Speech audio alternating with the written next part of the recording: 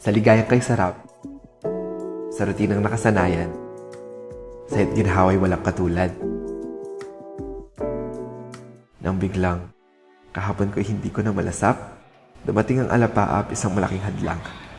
Lungkot ay sumulpot sa gitna ng pangarap. Nak, ubos na yung kape natin. Bili ka muna sa may tindahan. Huwag mo kakalimutan mag-face mask, ha?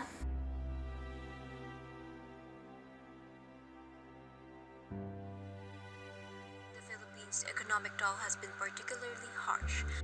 Worldwide grapple with stress and uncertainty. Yung depression, gawa-gawa lang ng mga tao yan. Gawa nila sa sarili nila. Oo, dinidepress nyo lang yung sarili nyo.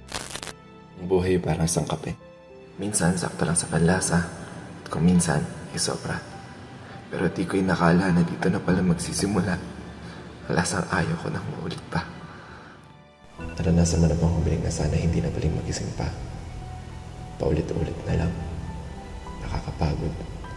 Nakakawalang gana. Di ko kayang pigiling malunod sa lungkot, pero sa paglipas ng panahon, ang damdamin ay natago na sa dilim. Ang dami na parang nangyari, ngunit hindi ko man lang namalayan. Pare, saan ka na?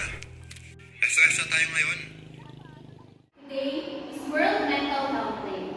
Let us all welcome a group of passionate psikologiyang Filipino advocates and psychologists to discuss the pressing issue of mental health in the Filipino community. Tumaas ang percentage ng cases ng mga Pilipino ngayon na naghihirap mentally. That is why we believe in the power of indigenous research approaches.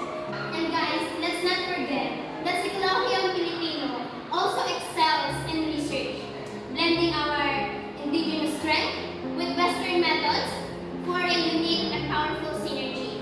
Para kanino? Of course, para sa ating mga Pilipino. Nak, ubos na yung creamer natin. Bili ka muna sa may tindahan. Ma, ano magtitimpla dyan? Ang sarap palang mabuhay, no? Hindi naman pala lagi malungkot at madilim. Kahit din pala nitong maging maliwanag. Maybe we can learn from the coffee world that there isn't a single way to approach life. Sa kape at sa buhay, walang iisang timpla.